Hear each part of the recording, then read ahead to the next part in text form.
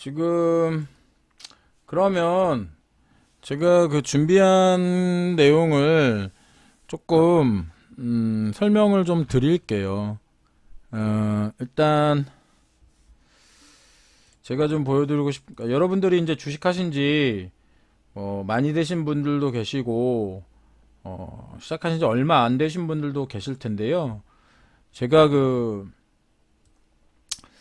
아시는 분들은 아시겠지만 제가 매일 아침 시황을 적잖아요. 시황이 뭐냐면 시장의 상황이 시황이에요. 네, 시황을 적잖아요. 시황을 알아야 되는 게 여러분들이 왜 시황을 알아야 하냐면요. 이 시황이라는 게 뭐냐면 제가 아까 시장 상황이라고 말씀드렸잖아요. 시장 상황, 그쵸? 시장 상황이 시황이라고 말씀드렸잖아요.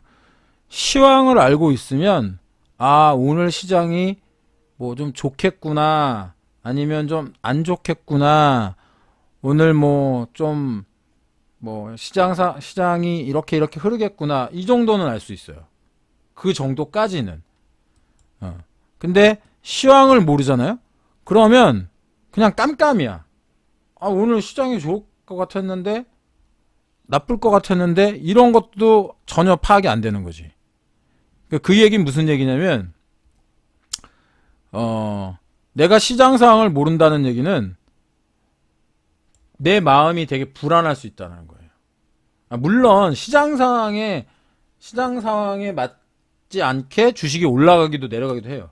그건 왜 그러냐면, 그건 여러분들이 가지고 있는 종목이 시장 주도주가 아니고 개별주였을 경우에 그래. 시장 상황은 상관없어. 내가 가진 종목, 혹시 여러분들이 가지고 계신 종목이 시장이 좋은데도 내 종목은 떨어져. 시장이 안 좋은데도 내 종목 올라가. 그러면 그 종목은 개별주다. 무슨 주다? 개별주다. 아셨죠? 개별주인 거예요. 그러면 이제 시장 상황을 여러분들이 이제 제 방송을 들으시면서 이제 앞으로 주식을 하시면서 실력이 늘어야 되잖아요.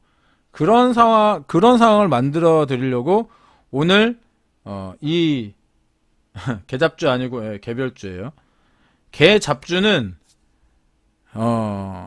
시장이 올라가도 떨어지고 시장이 내려가면 더 떨어져. 이게 개잡주야. 그러면 시장 상황을 살펴보기 위해서는 무엇을 봐야 되느냐면 두 가지를 봐야 돼요. 해외의 상황과 국내의 상황을 봐야 돼. 해외의 상황과 국내의 상황을 봐야 한다고 말씀드렸어요. 이 해외의 상황이라는 게 뭐냐면 가장 대표적인 게 미국 주식입니다. 미국 주식. 가장 기본이 되는 주식. 우리가 보통 선진국 시장이라고 얘기하는 미국 시장. 그 다음에 우리나라가 속해 있는 이머징 시장이라고 불리우는 중국 시장, 그리고 우리 시장을 보는 거예요. 그러면 지금 최근 우리가 5일 동안 놀았는데 미국 시장은 안 쉬었잖아요. 오늘도 아마 장이 열릴 거예요. 미국 시장은 어땠느냐? 여기 보이시죠? 지금 보이시는 것 같이 미국 시장은 뻘갱이에요. 5일 동안 뻘갱이야. 네. 5일 동안 지금 다 양봉이었다고요. 왜 그랬느냐? 왜 양봉이었느냐? 첫 번째는 첫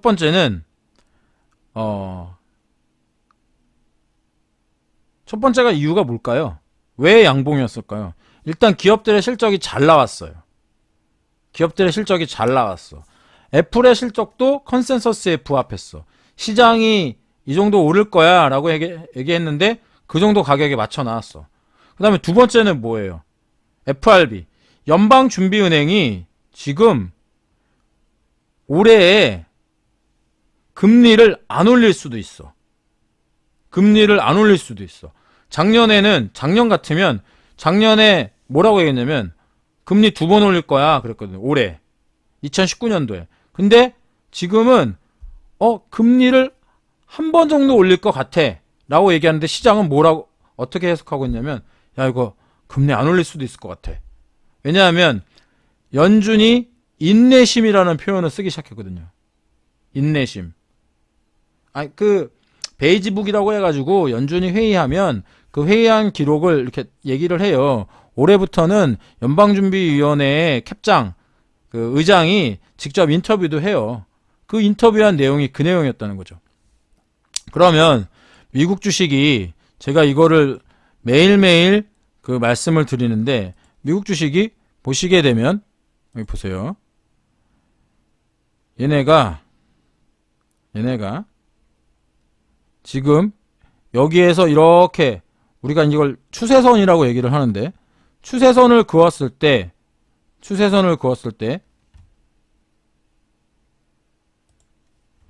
얘네가 이렇게 추세선을 그었을 때 지금 추세가 어떻게 되었어요? 추세선을 그었더니 여기 한번 추세를 이탈했다가 다시 추세를 타고 상승하고 있는 모습을 보이죠. 보이시나요?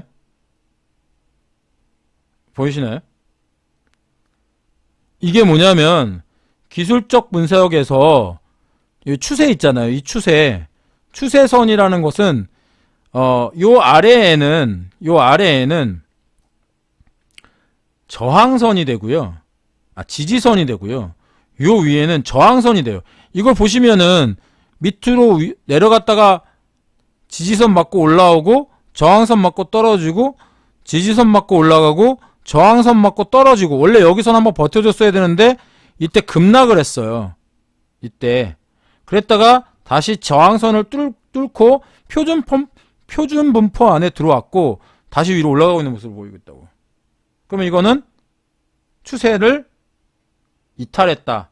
그죠? 추세선을 뚫었다. 그러면 이게 다시 이렇게 내려왔다가 어떻게 될 가능성이 높냐? 이 밑으로 갈 가능성이 높으냐? 아니면 이렇게 위로 가능성이 높으냐? 기술적 분석으로만 봤을 때 1번, 2번 1번, 2번 뭘까요? 1번이냐 2번이냐 1번 밑으로 내려올 가능성이 크다. 별로? 2번 올라갈 가능성이 크다. 이거는 맞고 올라갈 가능성이 더 크죠. 왜냐하면 한 번 뚫은 지지선은 저항선은 나중에는 지지선이 되거든요. 그래서 여기가 뭐라고 얘기하냐? 여기를 변곡점이라고 얘기를 한다. 변곡점. 여기에서 많이 사람들이 베팅을 하는 자리가 된다. 근데 저는 여기서 베팅하라고 얘기 안 해요. 원래 베팅하면 안 돼. 여기서 맞고 올라가면 이 정고점을 뚫은 요 자리가 베팅 자리가 될 가능성이 크죠. 무슨 말씀인지 이해하시죠? 저 자리가 베팅 자리가 될 가능성이 크다. 사람들이 그냥 막 여기서 사버리는데 그럼 위험하죠. 그런데 제가 여기가 무슨 시장이라고 그랬어요? 무슨 시장? 미국 시장. 예전에는 주식을 분석하시는 분들이 지금도 많이 그렇게 하시는데 밤에 다우존스나 S&P 500이나 나스닥 지수가 움직이는 걸 보고서 그 다음날에 우리나라 시장을 예측을 했어요. 많이 그랬어요. 지금도 그러시는 분들이 많아요. 근데 제가 아까 뭐라고 말씀드렸죠? 다우존스, 나스닥, S&P 500은 무슨 지수다? 선진국 지수예요. 여러분들 풍선 효과라고 들어보셨죠? 풍선 효과. 풍선이 동그랗게 부풀어져 있는데 이렇게 이거는 원이 안 되는구나. 풍선이 동그란데 한쪽을 눌러. 그럼 어떻게 돼요? 다른 한쪽이 튕겨져 나가죠. 돈의 흐름도 마찬가지예요. 돈의 흐름도. 지금 전 세계 시장의 글로벌 경기가 별로 안 좋다는 얘기가 있죠. 글로벌 경기가 안 좋으면 사람들이 위험자산인 주식 같은 걸 팔고 안전자산인 금 같은 걸 사잖아요. 반대로 위험자산에서도요, 선진국 시장이 안 좋으면 EM 시장, 즉 개도국 시장이 상승을 해요. 제가 한번 보여드릴게요. 차트를요. 다우존스 지수가 지금 현재 이렇게 많이 올랐어요. 이거를 좀 깨끗하게 할게요. 주봉을 볼게요. 다우존스 지수가 이렇게 많이 올랐죠. 2017년부터 이렇게 많이 올랐어요. 2018년에도 계속 올랐어요. 그러다가 10월 달에 밑으로 이렇게 꺾인 거예요. 이렇게 꺾인 거예요. 그러면 제가 아까 상해 종합을 한번 보여드릴게요. 상해 종합 지수는 2017년에 올랐다가 2018년부터 급격하게 하락했어요. 맞죠? 이때 무역전쟁이 시작된 때거든요. 이때가 4월 달이 급격하게 하락했어요. 지금 바닥을 다지고 있어요. 이 차트와 이 차트를 비교를 한번 해보세요. 그럼 같은 방향으로 움직이고 있나요? 같은 방향이 아니죠. 정반대 방향은 아니지만 지금 미국 시장과 EM 시장은 약간 달라요. 근데 유로 시장은 어떤가 한번 보세요. 유럽 시장. 유럽 시장도 쭉 상승을 했어요. 2010년, 17년에. 18년에도 역시 상승을 했다가 이 무역전쟁 이후에 밑으로 하락하고 있는 모습을 보이는 거예요. 그러면 여기서 이제 힌트예요. 우리나라 시장은 어떻게 움직였는지를 한번 봐야겠죠. 우리나라 시장. 제가 지금 시황을 말씀드리고 있는 거예요. 해외와 국내의 시황을. 그러면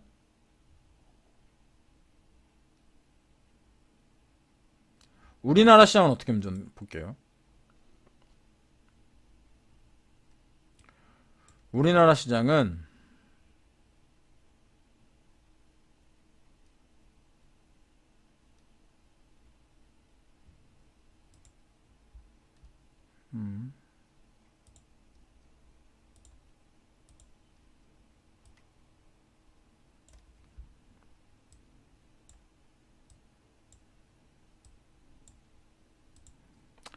제가 추가를 하나 할게요.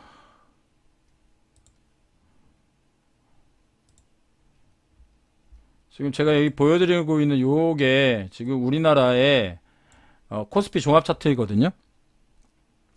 우리나라 시장을 보면 2017년도에 역시 올라갔어요. 근데 2018년도에 어떤 모습을 보이고 있죠? 엄청나게 떨어졌습니다. 2018년도에 17년도 18년도에 엄청나게 떨어졌어요. 계속해서 떨어졌죠. 이때 1월 달에 2000포인트가 한번 깨졌습니다. 지금 저희 시장은 어디 시장하고 지금 좀 비슷한 모습을 보이고 있냐면요. 저희 시장은 해외 차트 중에 중국 시장과 좀 비슷한 모습을 보이고 있습니다. 여기에 중국 시장과 비슷한 모습을 보이고 있어요. 그러면 그런 말씀 들어보셨는지 모르겠는데 커플링, 디커플링 이런 말씀 들어보셨나요? 커플링, 디커플링. 커플링은 같이 가는 걸 커플링이라고 얘기하고요. 디커플링은 반대로 가는 걸 디커플링이라고 얘기해요. 지금 저희 나라 시장은 상당히 미국 시장보다는 중국 시장에 커플링 되어 있다. 상당히 미국 시장보다는 중국 시장에 커플링이 되어 있다. 지금 우리나라 시장도 아까 제가 한번 보여드렸다시피 지금 현재 아까 어디서 사야 된다고 그랬었어요? 제가 살 때, 주식을 살 때 여기서 사야 된다고 제가 말씀드렸나요? 여기서 사야 된다고 그랬나요? 추세를 이탈한 여기서 사야 된다고 그랬나요? 정고점을 넘은 이 자리가 매수 포인트다. 근데 다시 한번 이 자리에서 이렇게 지지를 받고 올라가느냐 아니면 밑으로 떨어지느냐인데 지금 우리나라 시장엔 지지를 받을 가능성이 상당히 높다는 거죠. 이해가 가시나요? 지금 시장 상황이 이래요. 근데 아까 그 6548님이 뭐 외국인, 기관, 개인 투자자 이런 게 있나요? 이런 말씀 하셨거든요. 여기서 중요한 거 하나 말씀드릴게요. 시장 바닥은 절대 개미가 만들지 못합니다. 시장 바닥은 절대 개미가 만들지 못해요. 근데 지금 우리나라에 2019년 1월부터 2월 달까지 요 시장에 요 바닥을 이렇게 만든 사람들이 주체가 과연 누구였느냐라고 보면, 여러분들이 지금 이제 네이버나 이런 데에 있다가 뭐 코스피 외국인 투자자라고 한번 쳐보세요. 지금 현재 한 달간 외국인들이 우리나라 주식을 얼마를 샀냐면 약 4조 원을 샀습니다. 4조 원어치를 샀어요. 바닥이라고 생각하는 거죠. 외국인들은 바닥이라고 생각하고 주식을 매입하고 있는 거예요. 근데 개인들은 많이 물려있다가, 아까도 말씀드렸는데 많이 물려있다가 주식이 좀 올라서 본전에 오니까 주식을 팔고 있다 라고 보시면 돼요. 주식을 팔고 있다. 그렇기 때문에 설 이후에 우리나라 시장은 미국 시장이 어느 정도 좋아지고 있고, 분위기상 이 미국 시장이 좋아진다는 거는 저는 선진국 시장으로 돈이 쏠린다는 얘기를 하는 건 아니에요. 시장 자체의 투자자들이 어느 정도 안도감을 갖고 있다. 왜냐하면 시장의 투자자들이 불안감을 가지고 있으면 주식을 안 사요. 주식을 안 사요. 주식을 안 사고 뭘 하냐면 그 사람들이 다 채권을 산다던가 아니면 금 같은 걸 사요. 근데 지금 현재 주식 투자, 주식 시장도 나쁘지 않을 것 같다 라고 생각하는 사람들이 있는 거예요. 그러면 우리 시장에서 제가 어떤 종목들이 앞으로 상승할 가능성이 있느냐, 여력이 많느냐. 그래서 주식공무원 제가 이게 1월 15일 날 카톡방 런칭하고 여러 가지 추천주들을 드렸을 거예요.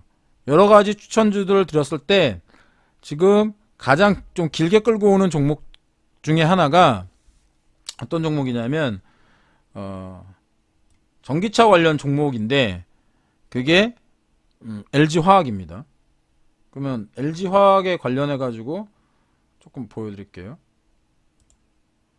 근데 왜 그 종목을 뭐 제가 사라고 추천을 드렸는지는 제가 카톡방에서 이제 조금 여러 번 설명을 드렸는데, LG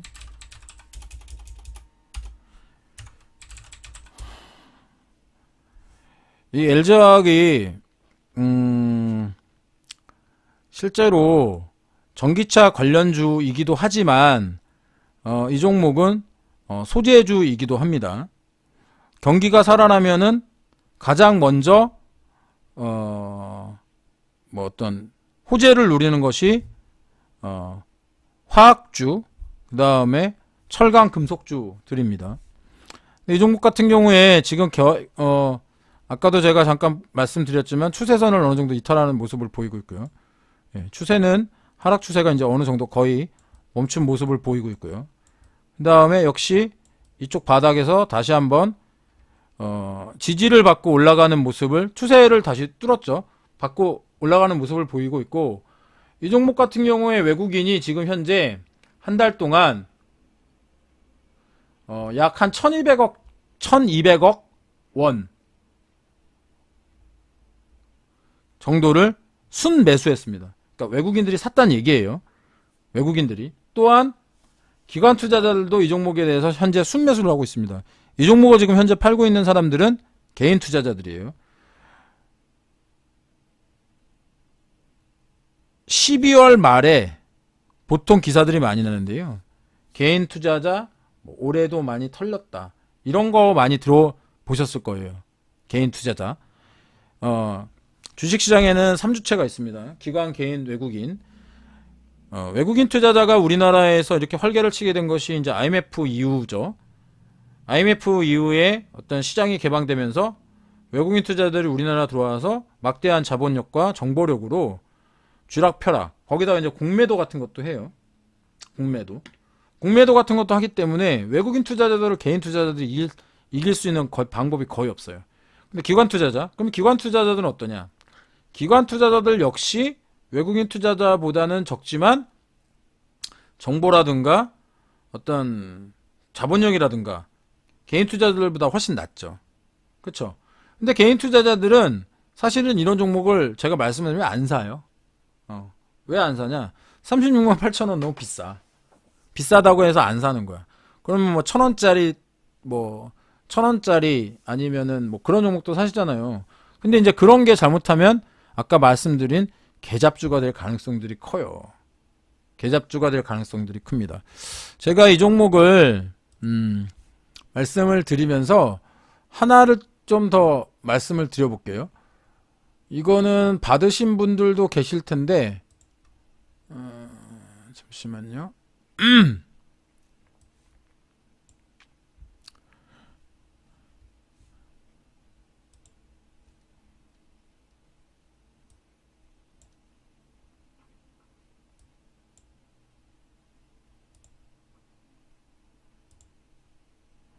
보이시나요?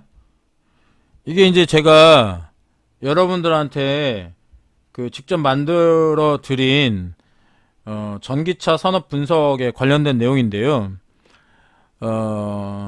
이제 저 같은 애널리스트들은 이런 어떤 그 서플라이 체인이라고 해가지고 시장의 구조에 대해서 좀 분석을 해요. 분석을 많이 해요.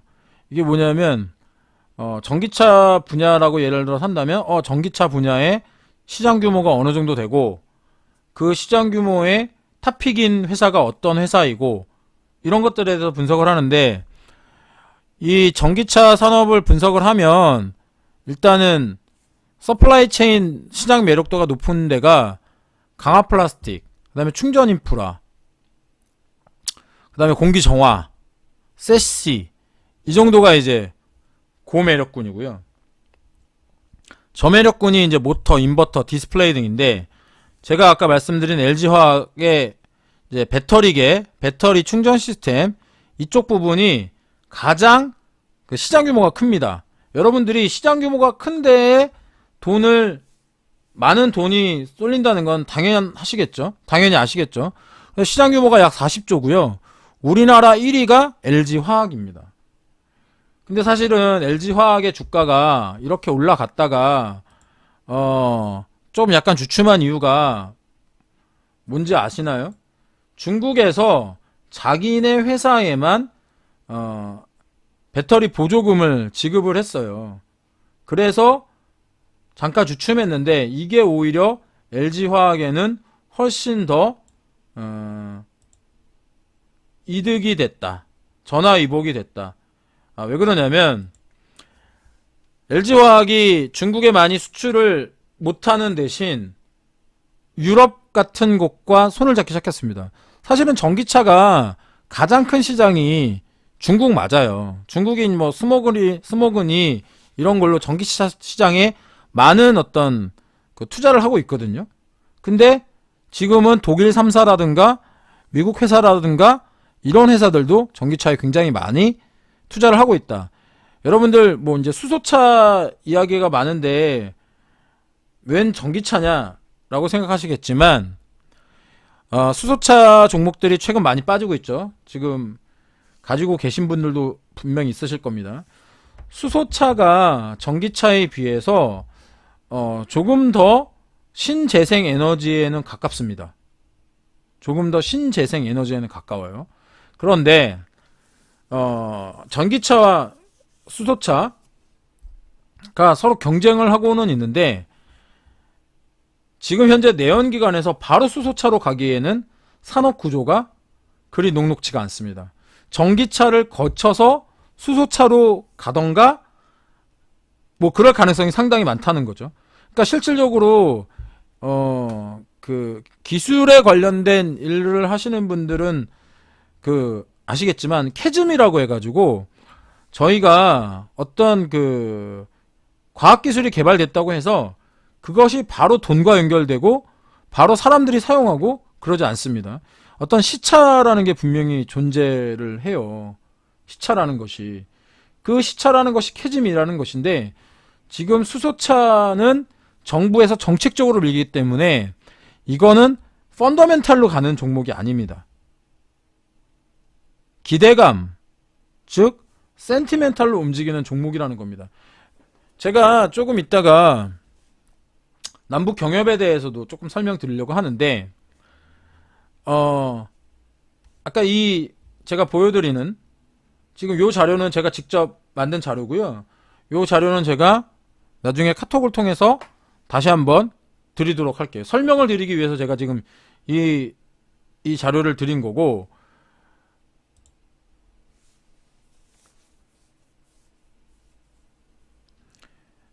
실질적으로 이제 그 돈의 흐름이 지금 시황을 말씀드리면서 전기차까지 지금 말씀드리고 있어요. 지금 현재 우리나라 시황은 나쁘지 않다.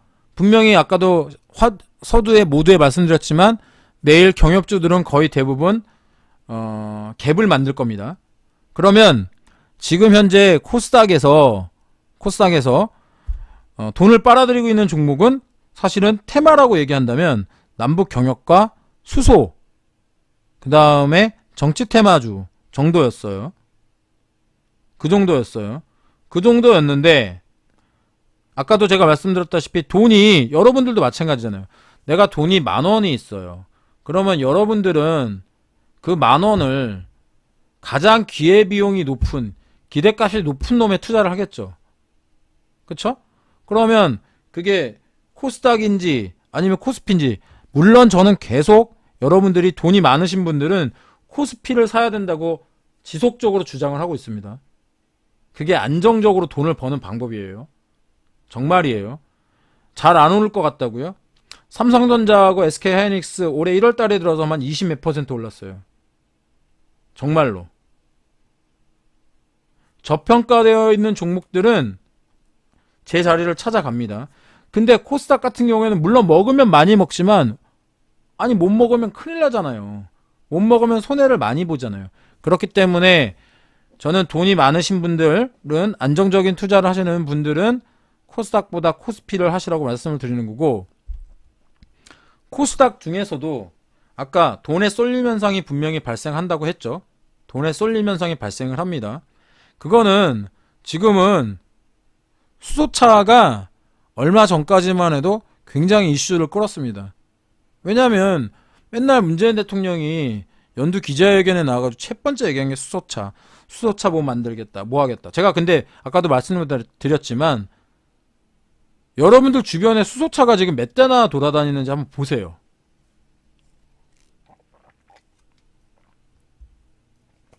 여러분들 주변에.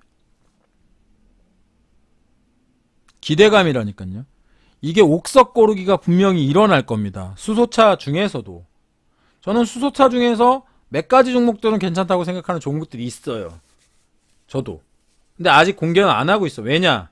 이게 한번 급하게 이렇게 올라갔다가 내려올 겁니다. 제 자리를 찾을 거예요. 여러분들 예전에 아바타라는 영화 보신 다음에 3D 관련된 종목들 엄청나게 올라갔다 떨어진 거 기억하시죠? 이게 센티멘탈에 의해서 올라가는 거예요. 그러면 내가 그 종목을 따라가서 살 것이냐? 그건 아니라는 거죠. 고점에 따라가는 게 아니고 내가 이 종목을 가지고 있었는데 이 종목이 미친듯이 올라가. 이러면 땡큐라는 거예요. 이러면 항상 말씀드리는 것처럼 급등주는 보유자의 몫입니다. 내가 가지고 있었는데 이 종목이 막 미친듯이 올라갔어. 너무 고마운 거지. 아까 어떤 분이 경협주 말씀하셨는데 사실은 경협주를 지난주 금요일날 사라고 말씀드릴 수 있었을까요? 그건 아니라는 거죠. 왜냐하면 갑자기 북한하고 미국하고 안 만난다 이렇게 되면 그냥 점 하한가예요. 점 하한가. 전에도 한번 그런 적 있잖아요. 남북 경협주들이. 그러니까 여러분들이, 제가 왜 달리 주식 공무원이 아니고 주식은 조금 위험하긴 하지만 공무원 급여같이 따박따박 받기 위해서는 좀 안전하게 해야 된다, 이런 의미에서 제 필명인 주식 공무원이에요. 아시겠죠? 제가 전기차 산업 분석에 관련해가지고 요 자료는 카톡방에 지금 제가 바로 올려드릴게요. 이거를 전기차 산업 분석.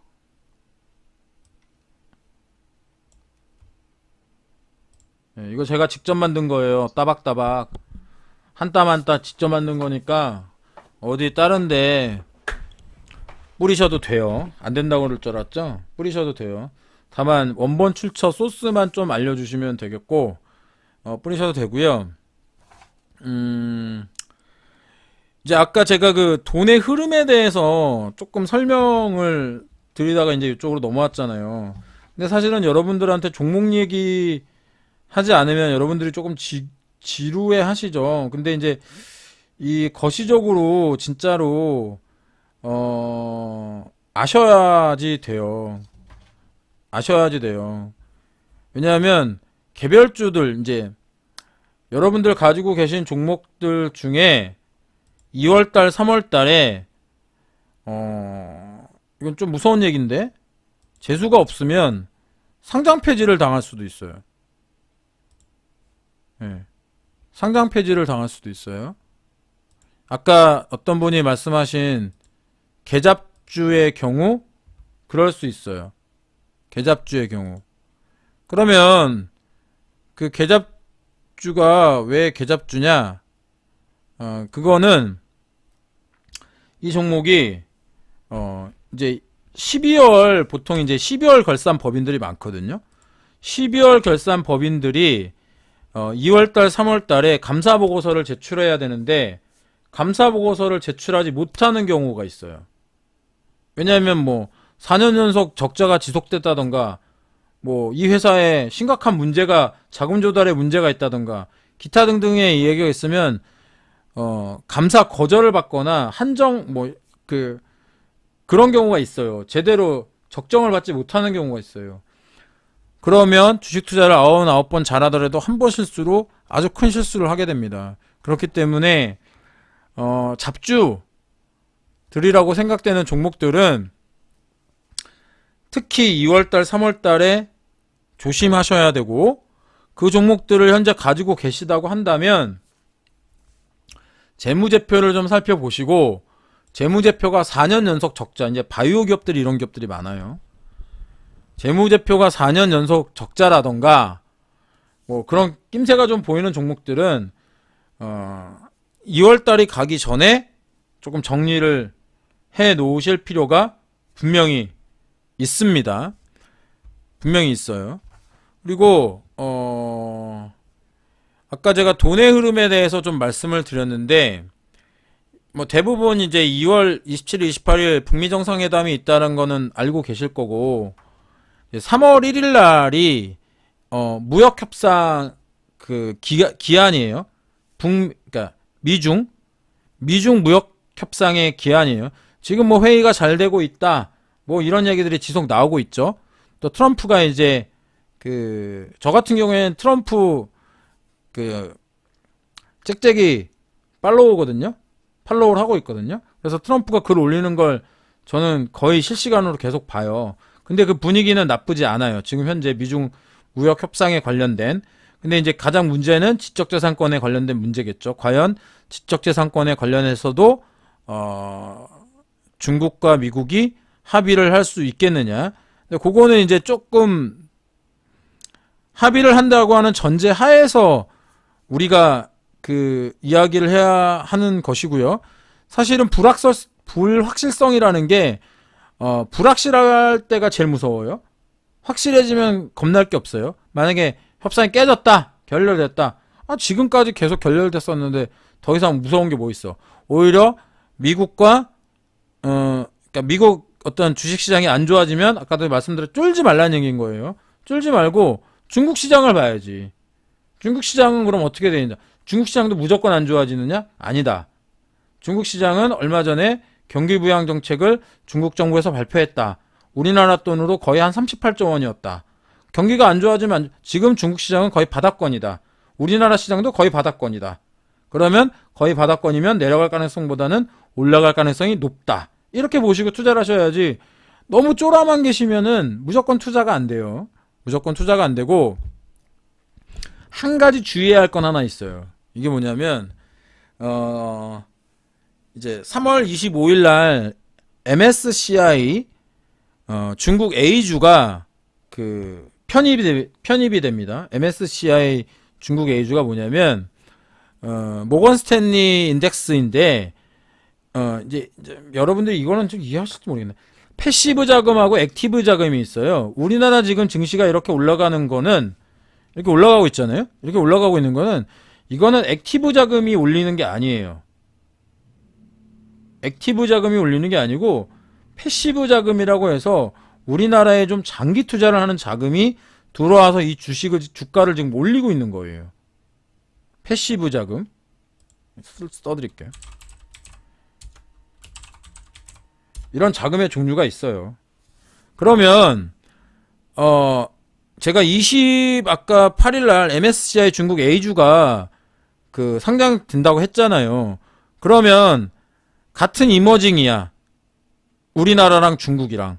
근데 이머징 중에 우리나라가 차지하는 비중보다 중국이 차지하는 비중이 훨씬 높아. 그러면 돈이 그쪽으로 흘러갈 가능성이 있다 없다? 에? 있다 없다? 있다? 있다요, 있다. 우리나라에 투자했던 패시브 자금이 중국 MSCI A주로 흘러갈 가능성이 있다. 그 자금 규모는 약 4조 원 정도로 짐작하고 있다. 근데 그 짐작은 예전에도 한번 그런 적이 있었는데 그때는 더 많은 자금이 흘러나갔었다. 그렇기 때문에 요 4월 27일, 28일 날, 25일 날 약간 중국의 우리의 자금의 흐름을 좀 봐야 한다. 그럼 패시브 자금이 흘러나가면 어디서 흘러나가냐? 개별주 잡주에서 흘러나가냐? 아니다. 주도주에서 나간다. 그럼 어디에서 나갈 가능성이 있느냐? 지금 많이 오르는 삼성전자와 SK하이닉스 등 반도체 관련 종목에서 빠져나갈 가능성이 크다. 이해하시겠어요?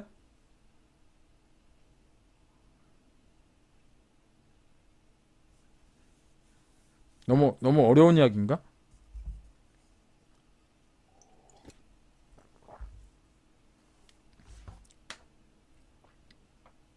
너무 어려워요? 그래요. 처음이니까 너무 어려울 수 있는데 제가 좀 쉽게 설명을 드리면 이 돈이라는 것은 세력들도 돈이 무한정이 있지 않잖아요. 그러니까 이걸 팔아서 딴 걸 사야 된다는 거지. 그러니까 중국 주식이 외국인들이 볼 땐 더 매력이 있을 수 있다는 거지. 그러니까 우리나라 걸 팔아서 중국 주식을 살 가능성이 있다. 이렇게 보시면 될 것 같다. 삼성전자가 많이 오른 거는요, 실질적으로 바닥권에서 약 한 25% 올랐어요. 25%. 근데 삼성전자는 반도체만 있는 회사는 아니에요. 반도체만 있는 회사는 아니에요. 그리고 삼성전자는 기본적으로 외국인이 56.67%를 보유하고 있는 기업이에요. 최근에도 많이 오른 건 삼성전자의 외국인들이 한 달간 약 한 2조 4천억 원 정도를 샀기 때문이에요.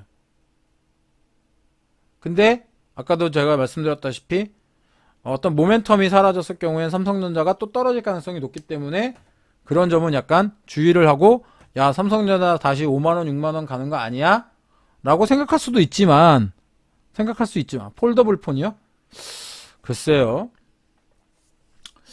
폴더블 폰의 매출이 얼마나 클까요? 제가 보기에는 반도체에 비해서 그렇게 크지 않을 것 같은데요. 지금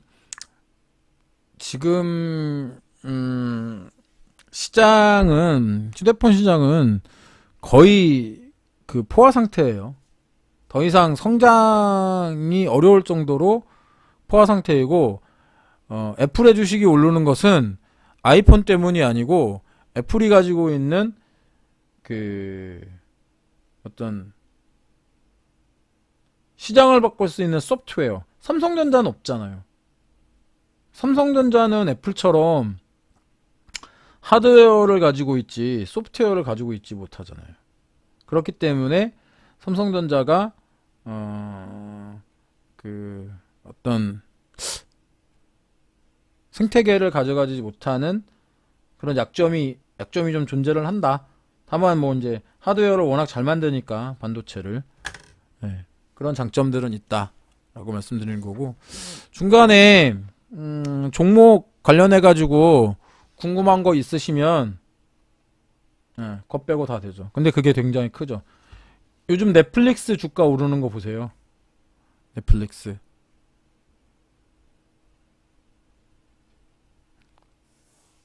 넷플릭스 같은 경우가 정말 대단한 거죠. 이제 예전에는 컨텐츠를 만드는 컨텐츠 프로바이더들이 굉장히 인기를 끌었던 시장이라고 한다면 지금은 그 컨텐츠 프로바이더들을 이렇게 묶어서 장사를 할 수 있는 어떤 그런 프레임을 제공하는 사업자들이 훨씬 더 인기가 많은 더 사람들에게 각광을 받는 그런 시장이 되고 있는 거죠. 그러니까 우리나라 기업들도 네이버나 어떤 그 카카오나 이런 IT 기업들도 국내 IoT 시장에 집중할 것이 아니고 세계 글로벌 구글이라던가 아마존이라던가 이런 기업들과 조금 대응을 해야지 되는 거죠. 그러니까 시장은 당분간은 테마주 중에서는 남북 경협 테마가 가장 사람들의 관심을 많이 받을 겁니다.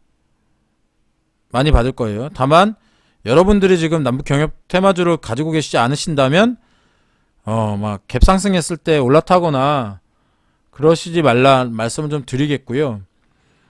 정치 테마주 역시 사실은 지금 한 2년 정도가 남았죠. 대선까지. 근데 이제 그 요즘 시장이 정치판이 많이 흉흉하다 보니 벌써부터 레임덕 까지는 아니지만 정치 테마주들이 막 미친듯이 상승을 하고 있는데 사실은 정치 테마주 중에 하나를 저도 가지고 있어요. 지금 현재 그 추천한 가격에서 한 100% 넘게 올랐고요. 정말 미친듯이 오르더라고요. 근데 이거는 그 전에 테마를 보고 들어간 것은 아니었고요. 기업의 가치를 분석을 했을 때 작은 기업이었지만 사실 그 종목이 지금 현재 시가총액이 1000억이 안 돼요. 제가 들어갔을 때 약 한 400억 정도 됐었나? 400억 정도 됐었던 그런 회사인데 잠깐 차트를 보여드리면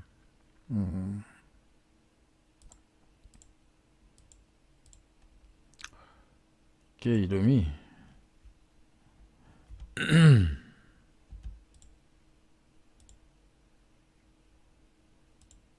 내일 들어가려고 오셨어요?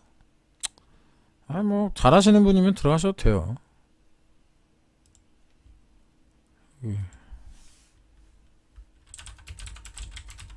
저는 그 선수들은 뭘 해도 돼요. 근데 이제 초보자분들은 좀 위험하시다는 거죠. 여기 제가 지금 그 이 종목이에요. 국일신동이라는 종목이고 이 종목을 3,000원 미만에서 샀어요. 3,000원 미만에서 사서 지금 이게 7,900원까지 갔으니까 무지하게 많이 올랐죠. 최근에 이게 이제 정치 테마주로 분류가 되면서 아마도 황교안 테마주로 2달 된 초보시면은 테마주는 안 하시는 게 좋아요. 테마주 요거 좀 말씀을 드리고 이 종목이 지금 현재 시가총액이 약 한 836억이에요. 이렇게 올랐는데도. 그래서 이 종목을 제가 그 좀 매집을 해야겠다라고 생각한 이유는 뭐였냐면 이 종목이 순이익과 매출액 등이 굉장히 많이 올랐고요. 그 다음에 이 종목은 배당도 줘요. 예, 배당도 주는 종목인데 사실은 남북 경협과도 좀 광물과도 연관이 있는 종목이었어요. 그런데 이 종목 이제 주가가 이제 바닥을 기고 있었을 때 올랐을 때는 안 쳐다봐요. 올랐을 때는 파는 거고 밑에 있을 때 이 종목을 추천해서 지금 현재 회원들이 약 한 100%가 넘는 수익을 내고 있어요. 실제로.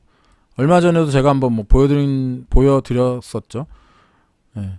그러니까 이렇게 테마주를, 네, 어서오세요. 달을 가린 선비님. 네. 테마주들을 제가 왜 초보자들은 하지 말라고 하냐면, 기술적 분석, 기본적 분석, 그 다음에 수급 분석의 이제 세 가지가 이 종목의 분석 방법인데요. 이 세 가지가 다 테마주는 어려워요. 왜냐하면, 테마주는 사실은, 수급이라던가, 펀더멘탈이라던가 이런 거에 의해서 가는 게 아니고, 수요와 공급에 의해서 막 올라가는 종목인 거잖아요. 사람들이 막 뉴스를 만들어내고, 그렇죠. 이 종목을 제가 지금 현재 보유하고 있어서 이렇게 말씀을 드리는 거예요.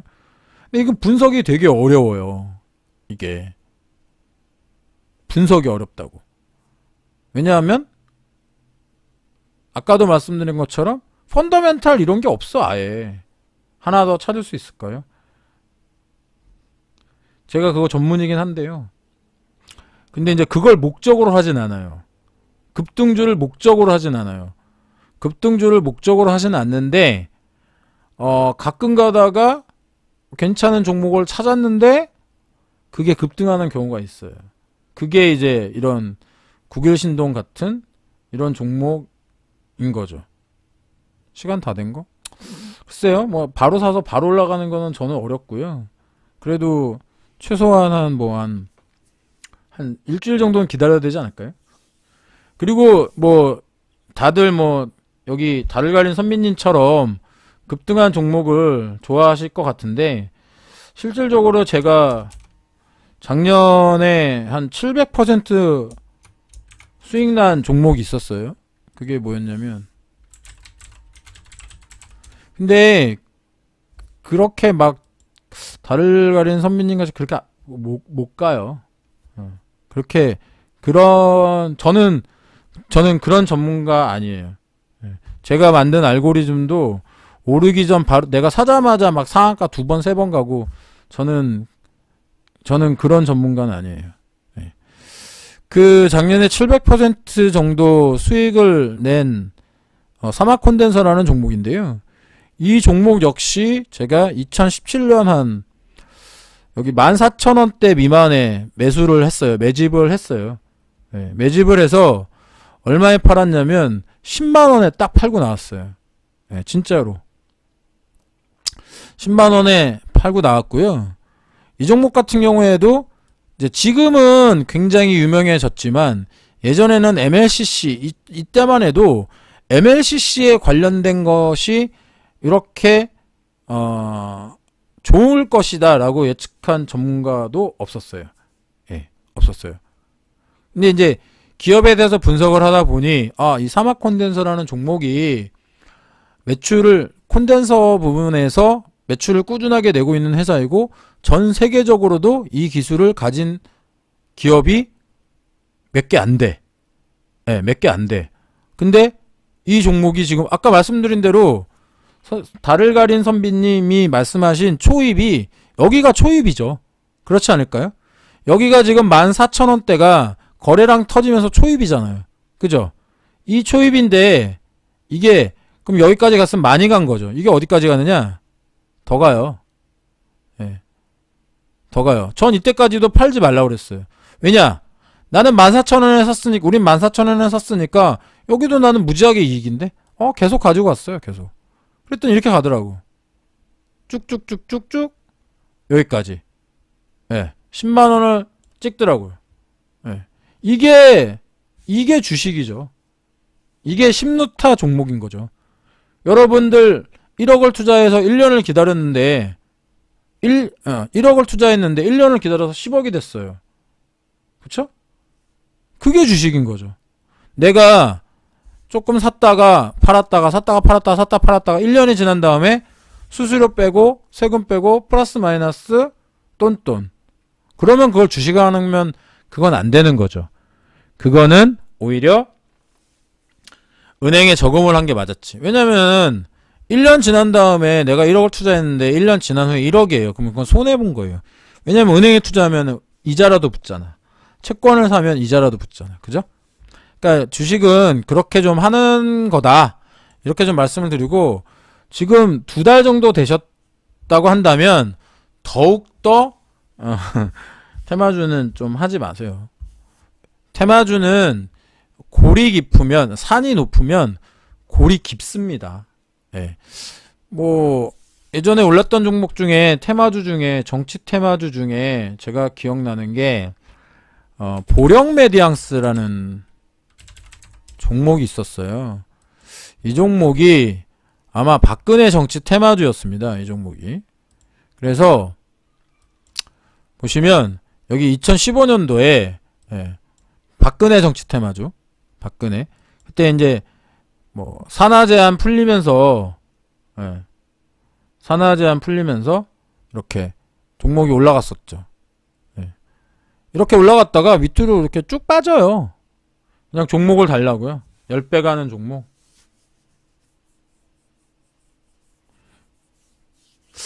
파워로직스 가지고 계시나? 그러신 것 같은데.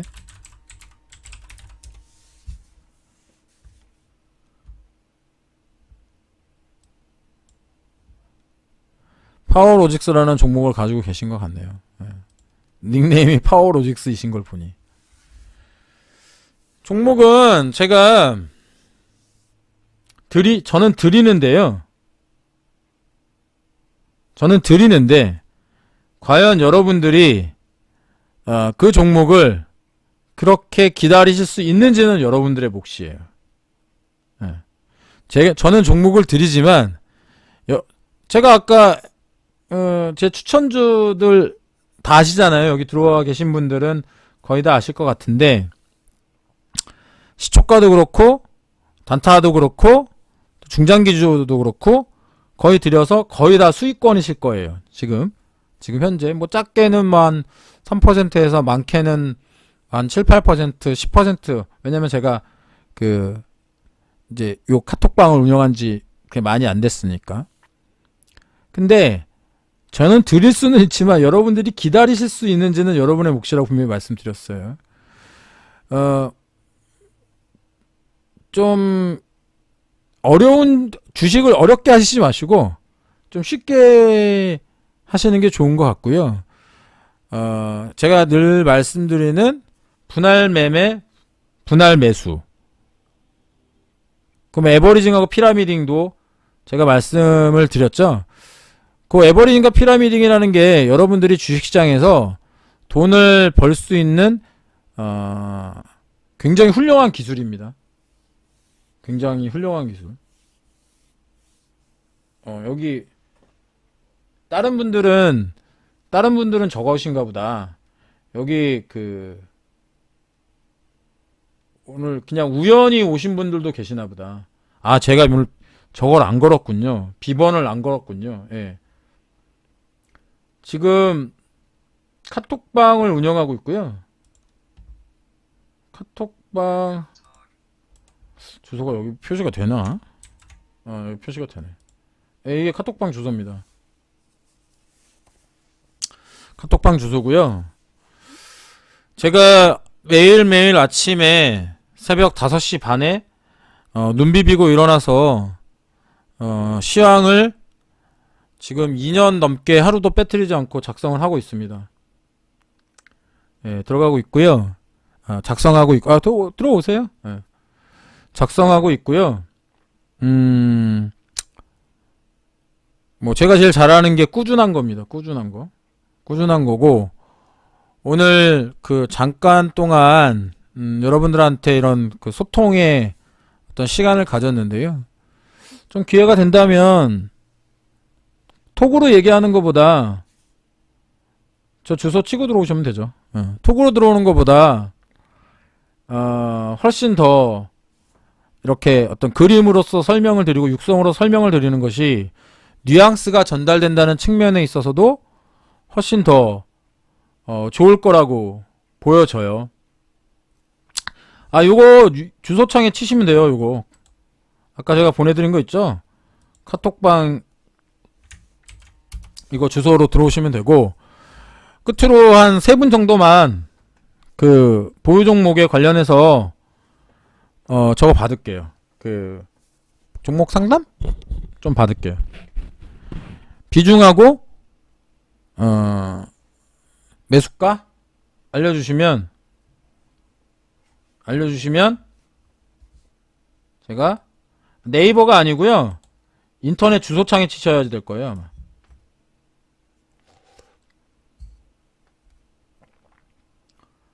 잘 안 떨어지고 조금씩이라도 꾸준히 올라가는 배당 주는 주식. 제가 말씀드린 주식 그런 주식들인데, 저희 여기 카톡방 회원들이 가지고 계신 아주캐피탈 같은 종목, AP 시스템 봐드릴 텐데 저거를 좀 알려주세요. 비중하고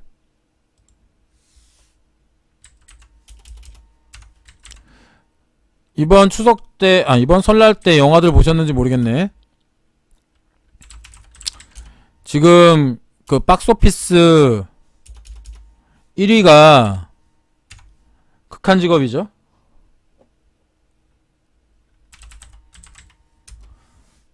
극한 직업.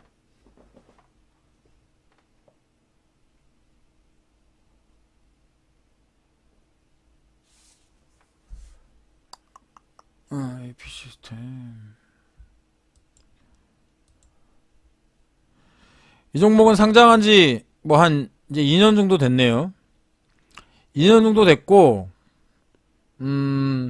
가격대는 높은 가격대는 아니에요. 보시다시피. 하지만 이 종목은 상장할 때 당시에 굉장히 많이 꽃단장이 되어 있었어요.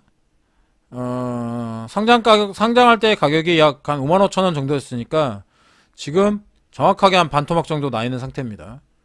그런데도 PBR이 4.56이고 PR이 21이에요. 이 종목은 제 기억으로는 분할 상장한 걸로 기억이 나는데, 지금 가격대가 낮은 가격대는 아니지만 역시 그러니까 높은 가격대는 아니지만 역시 낮은 가격대도 아니에요. 외국인들하고 기관 투자자들이 최근에 좀 순매수를 하고 있는데, 수급은 좀 엇갈리고 있습니다. 수급은 좀 엇갈리고 있고요. 이 종목 최근까지 약 한 23,700원대 이 정도의 공매도가 좀 심했네요. 지금은 공매도가 좀 줄긴 했지만 이 종목이 지금 현재 매수 포인트라고 말씀드리기엔 조금 애매합니다. 좀 애매해요. 왜냐하면 요 지금 전고점을 넘지 못하고 거래량도 이때 터졌던 거래량을 넘지 못하고 있거든요. 즉 박스권이라고 보는 게 조금 타당할 것 같고요. 이 종목을 만약에 매수를 하신다면 제가 보기에는 3만원을 뚫고 올라가서 지지를 했을 때, 이때가 매수를 할 수 있지 않을까, 그렇게 좀 말씀드릴 수 있을 것 같네요. 설명되셨죠? 제가 지금 요 화면만, 지금 화면에는 요 화면만 지금 보면 이렇게 보여드리고 있잖아요. 하지만 제가 지금 보는 모니터가 6개예요. 보는 모니터가 6개고, 뭐 공매도라든지 기업 분석이라든지 이 종목의 실질적인 융자라든지 대주라든지 기타 내용들을 다 보고서 말씀을 드리는 거기 때문에 차트만 가지고 말씀드리는 어떤 기술적 분석가는 아니라는 거 다시 한번 좀 말씀드릴게요. 또 하나가 뭐였죠? LG디플? LG디플하고 태경화학까지만 하고 오늘 방송 종료할게요. LG디플.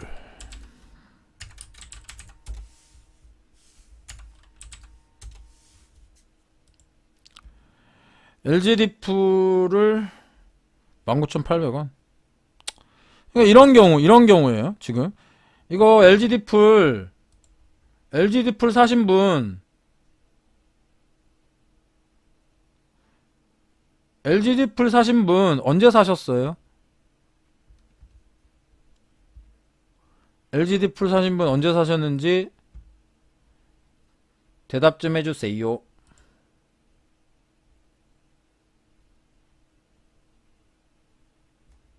LGD 풀, 응답하라 LGD 풀,